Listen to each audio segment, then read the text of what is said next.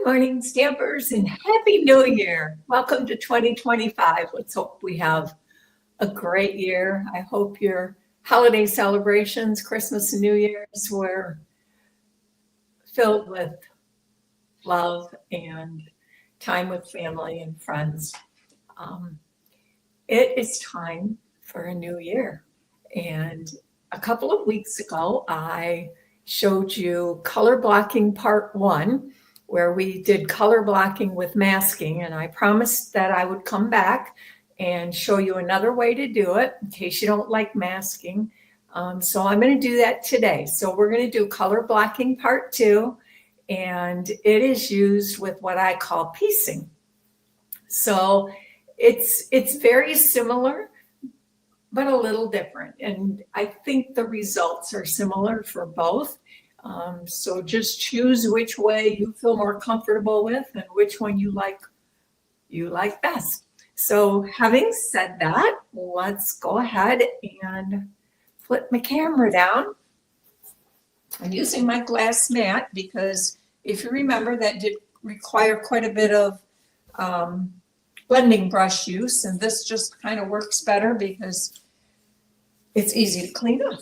So I'm going to first remind you, here's a couple of the cards that we did the last time. This one's with masking, and I'm going to show you one with piecing that is similar to this, different but similar. And then this is another one we did with masking. I can't find my third one.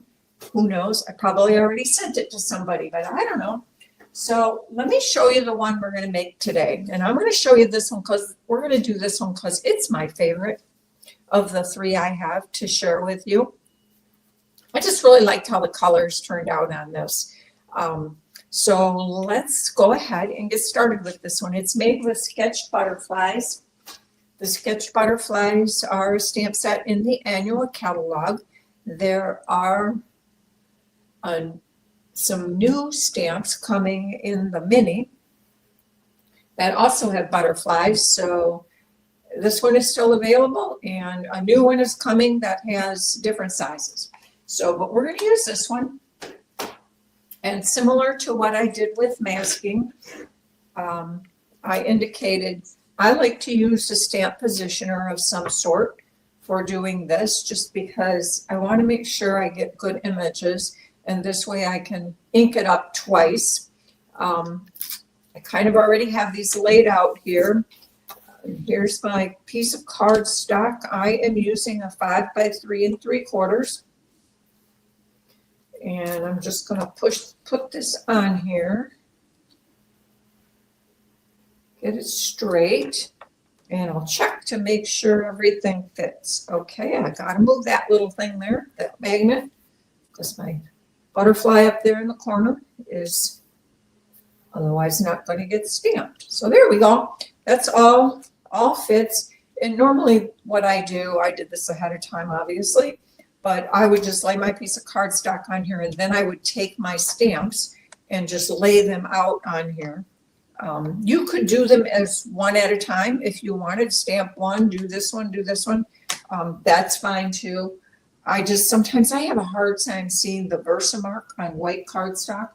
So it makes it more difficult if I stamp one than to know where to put the next one. So this way I can just easily see it. But again, that's just kind of my personal preference.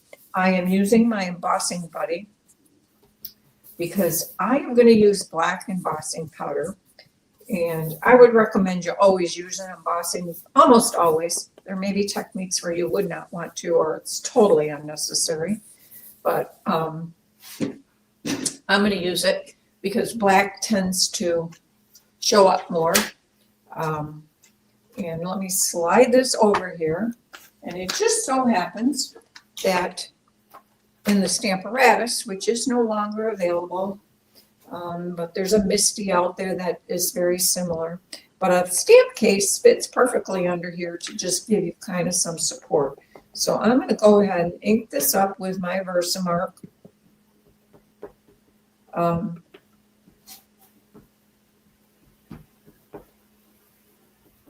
And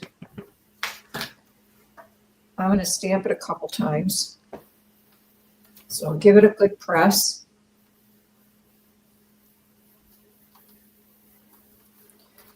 And just because I want to make sure I have a good image, I'm going to do it one more time. It looks like my Versamark might be a little on the dry side. You know, I thought about re-inking it. I looked at it. I'm like, no, I think it's fine. But now that I'm putting it on a stamp, it's looking like it might be a little dry. So we'll just give it a little extra good push here.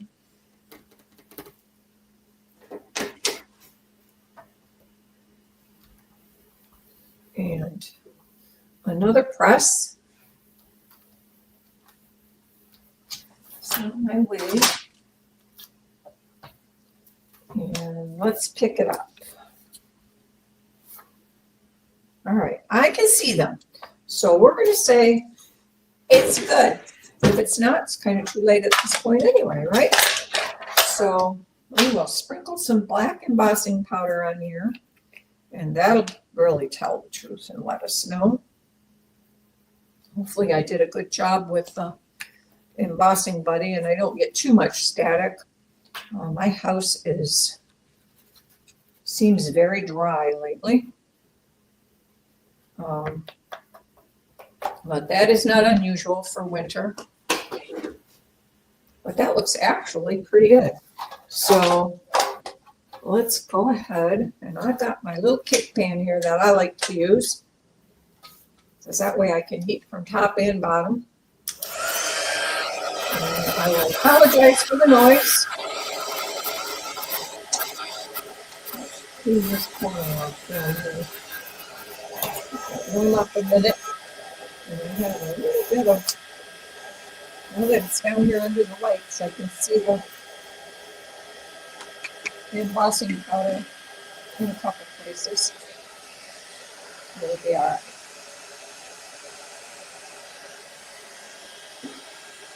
And this will take a minute or two. There's a fair amount on here.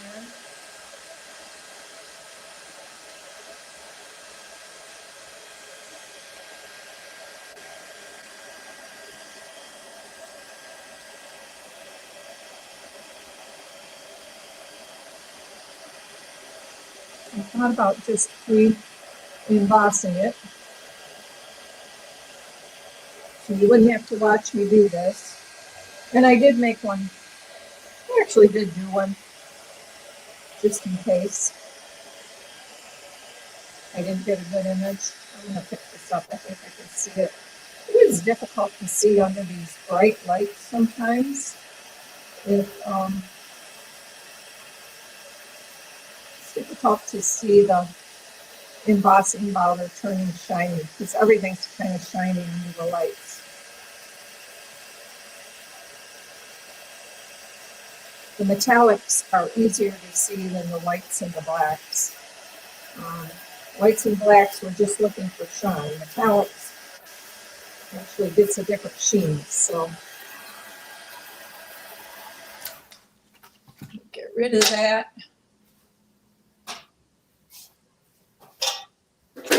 And take a little bit closer look at this. I think it's pretty good. All right. So the next step, I'll show you the card here once more, is on this one, we are actually going to cut this into pieces, and then we're going to color each piece a different color. So I like this one, and I didn't do this on all of them, but you can see where here I put some gaps. And I thought I wanted to show you that because I've got a couple hints for you. Oh, and I got a piece here where it is not embossed.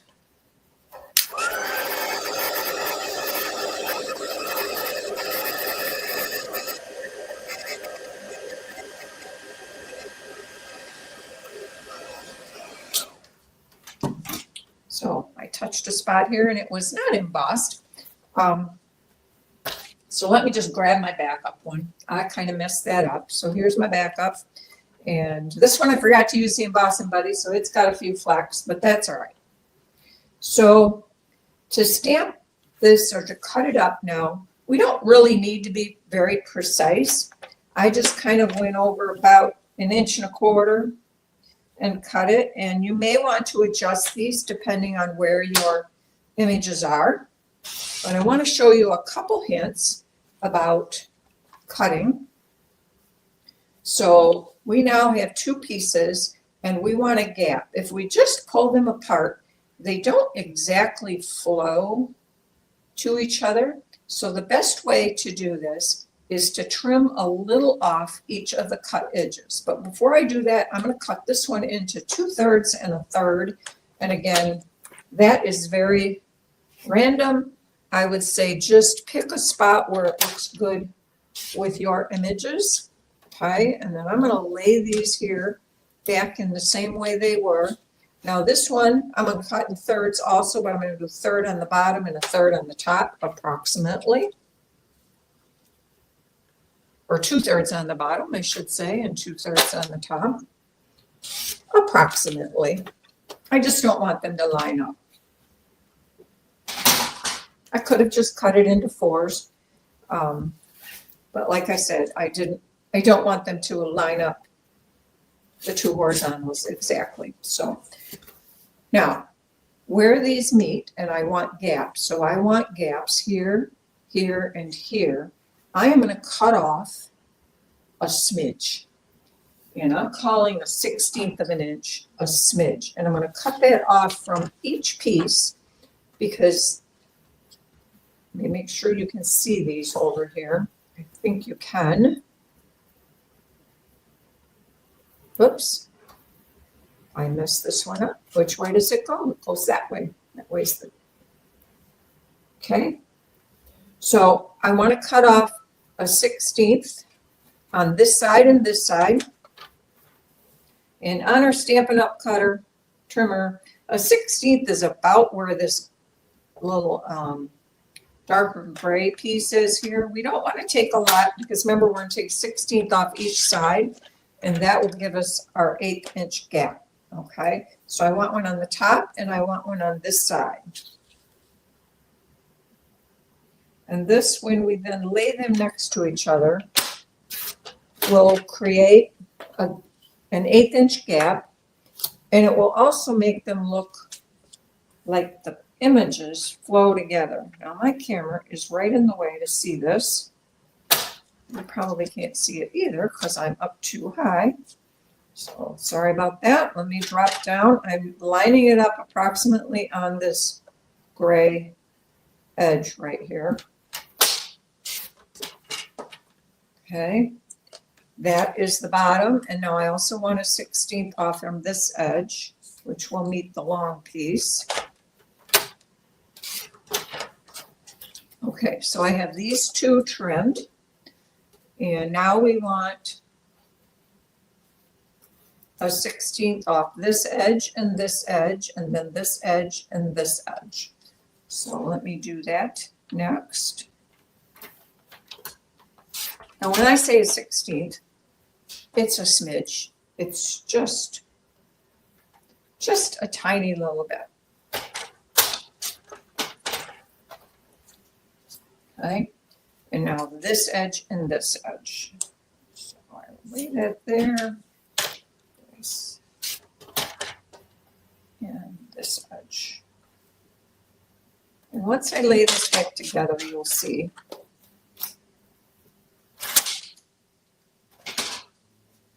what I mean, I think. So there we go. There are our images. Now, bring the card back in, and you can see the colors I used here. Let's do this one first. Here I used Gorgeous Grape and Highland Heather. So I did do some blending of 2 buddy colors. You don't have to do that. One of the cards I'm going to show you, I made each section just a solid of the same color. So it's totally up to you, but I kind of liked how the blending and the shading turned out. It's a little bit out of my way. And I'm going to start off the paper. And again, this is just however you like it. You can make it as dark or as light as you like it. You could also use white embossing powder. Most of the videos I saw with color blocking did use white embossing powder. I kind of liked the black accents on this one, so I decided to use the black for this card. The other ones I am going to show you do have white. And let's get it a little darker with the gorgeous grape here up on top. And we're going to blend these in together.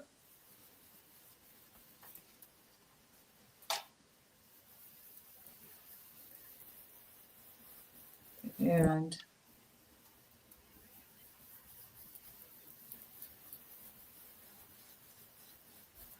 again, doesn't matter.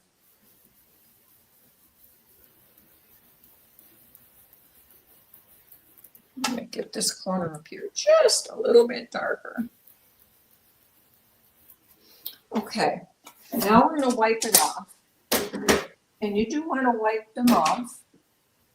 Although I will say with the black, it's not as important as with the white because the ink obviously shows on the white when you blend it over. But here on the black, I still like to wipe it off. It's just, in this case, it's mainly so when you send the card to somebody, they don't pick it up and get ink on their fingers.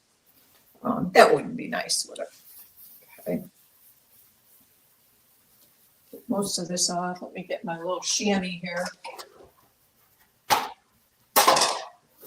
So I don't get purple on my other pieces.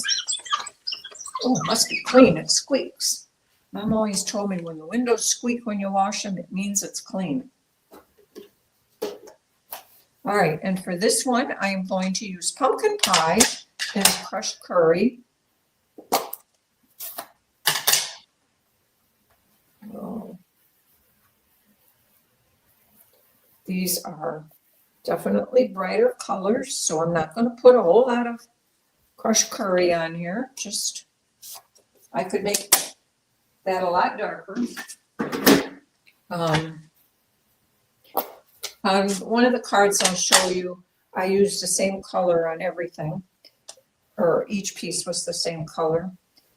And you can still achieve shading just by putting more or less ink. So if you don't have a lot of colors and you don't have color buddies, just shade one corner light and shade the other darker. Just add additional ink. There's always ways to make shading, even if you don't have lots and lots of colors. Okay, wipe this one off. And I'll lay it back by the purple one.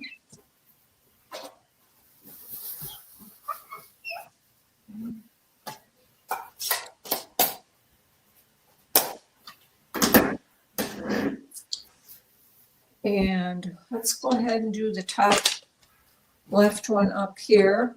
For this, I used soft sea foam and shaded spruce.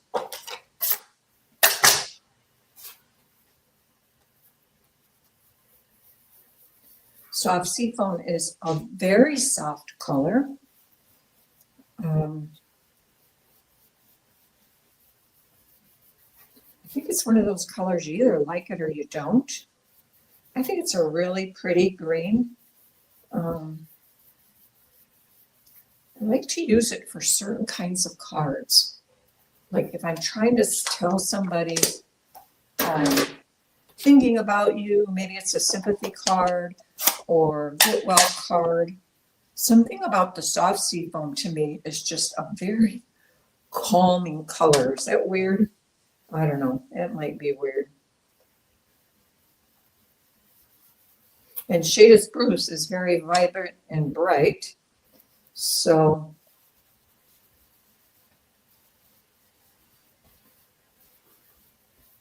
but they blend very nicely together, I think. And I probably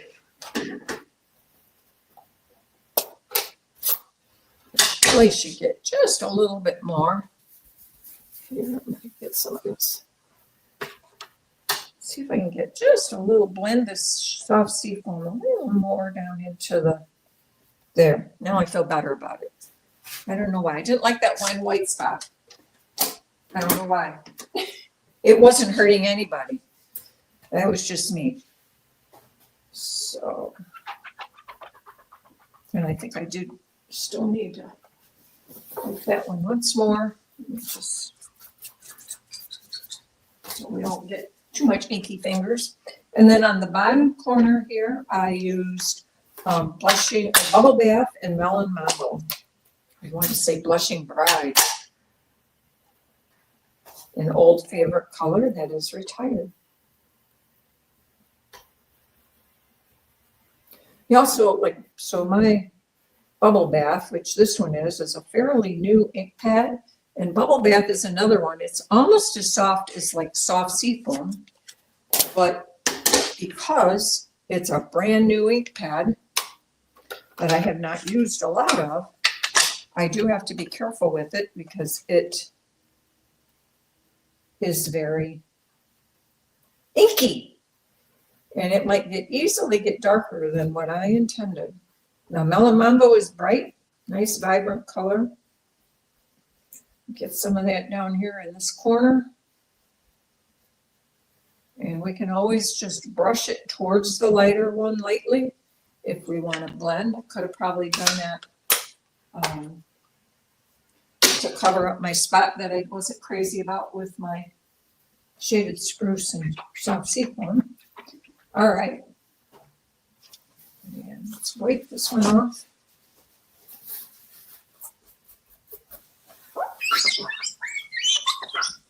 And let's make sure we know how they go back together. Thank goodness I have a little sample here.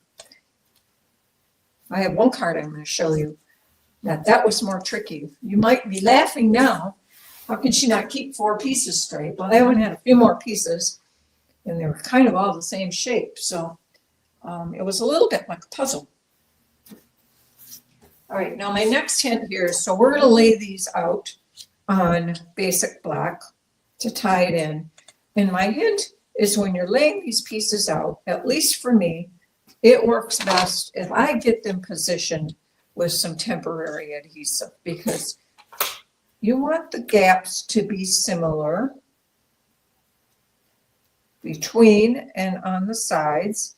And sometimes the first time you lay them down, that's not always that easy to do, right? So if you use temporary adhesive, then that helps because you can move them around. Another thing that helps if you have your reading glasses on. So we're going to put those on. My reading glasses are kind of like, I'm almost too far away for them to do good.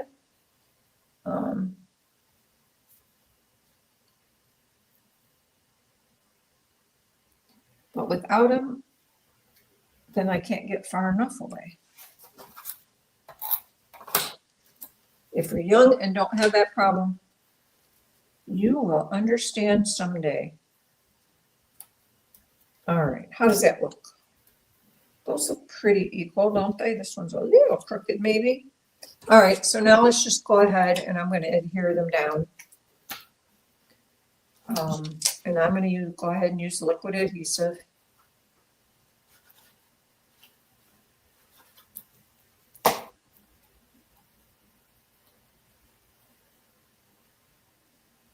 And try to get it back in the same place, but at least now I have all 4 sides that I can look at to get the gaps equal.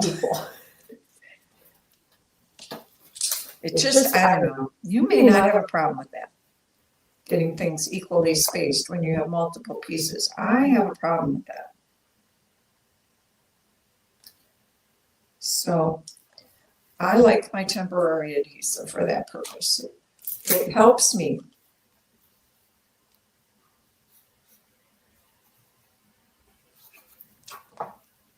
I use temporary adhesive for a lot of things. When I have to photograph my pictures, I use it to help hold cards closed because sometimes the cards want to keep popping open when they're laying on the table. And then you get a funny picture because it looks skewed because one end is higher than the other.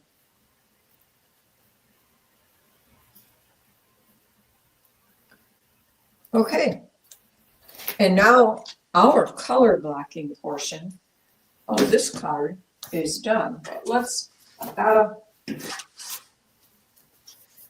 a mat here, so let's just go ahead and, did I use dimensionals? I did use dimensionals. So let's just go ahead and stick this down with dimensionals. Gotta get out my highlighter for these and color them up.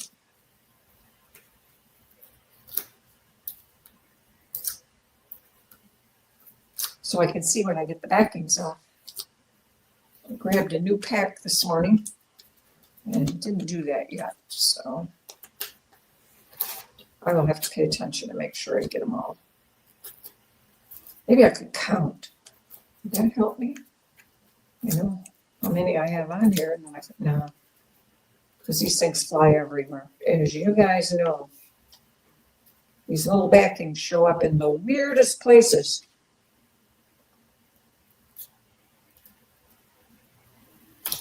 Okay. Now I can stick a sentiment on here. Excuse me. I'll finish that up later. Just put this little sentiment on here. Add some ribbon if I like. Add a few gems. I did color these. These are basic rhinestones, and I colored them with my black, dark black Stampin' Blend. If you don't have a black Stampin' Blend, you can use a Sharpie. That works great too, a black Sharpie. Just you want some kind of permanent marker. So that is our card. Grab a drink of water.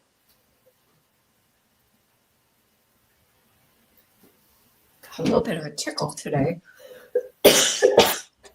Excuse me. And let me show you the inside of this card. This is not color blocked. But I did take, because I didn't know what to do with my envelope, I wanted to carry the color theme. So what I did was I just took a 3 by 6 inch piece of basic white and stamped some butterflies and then colored it with my blending brush. And I trimmed off a 3/4 inch of the 6 inch side and just put that on here. So that's how I did the inside of that card. I hope you like that. Let me show you my Happy New Year card next. This one is also color blocked with piecing. This is a sneak peek. This heart here is a sneak peek of a new stamp set that is a celebration item coming next week, January, don't hold me to it, 6th, 7th, something like that. Next week sometime. Celebration starts. I'm terrible. I should remember that. But this heart is really pretty. So on this card, I use that for my 0. My large numbers are from an old retired stamp set.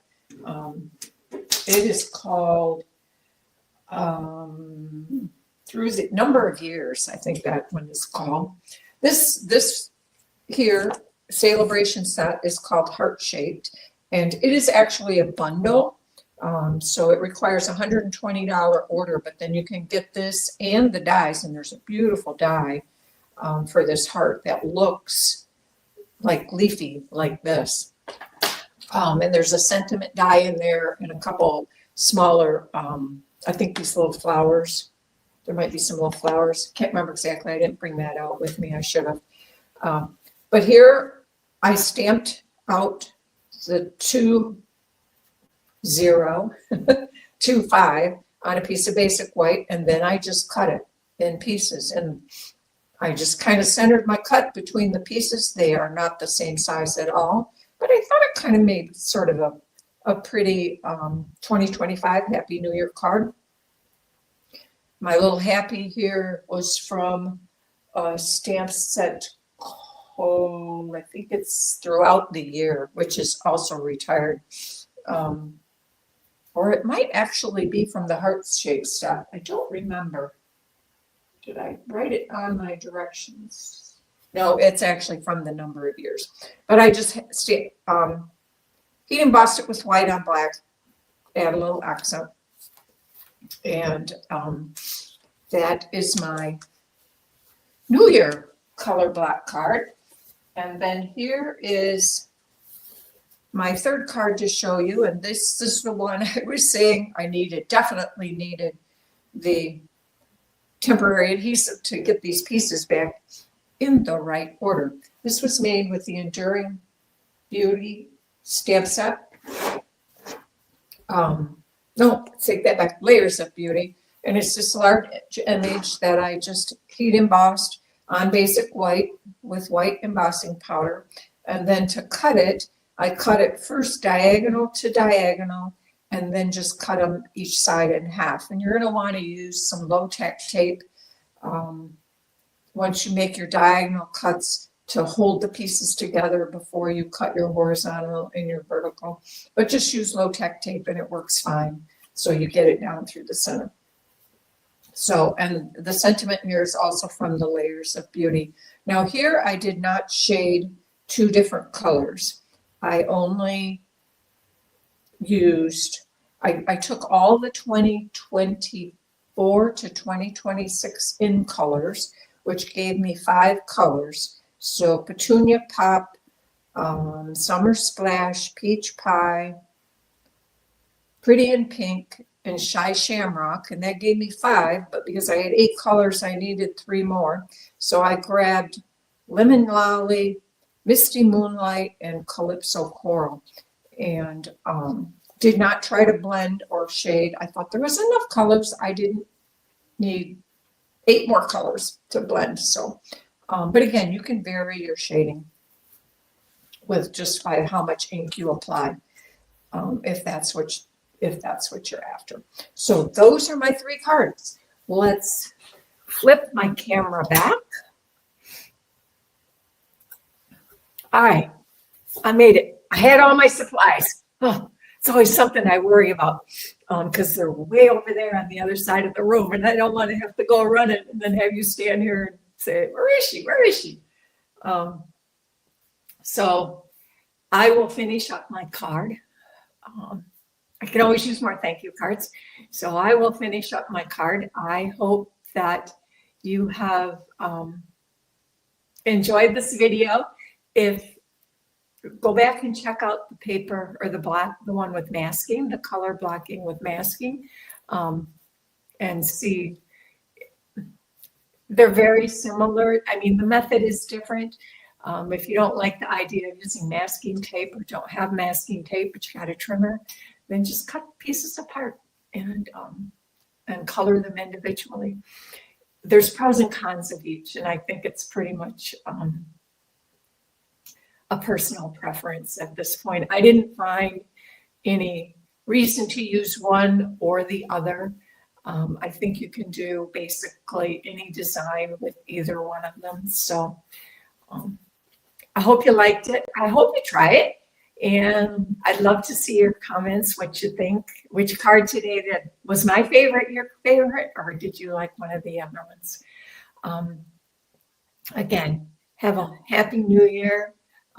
Let's share the video with friends so we can all learn together, and let's look forward to meeting each week in 2025. At least for today, that is the plan. So have a blessed rest of your week, my friends.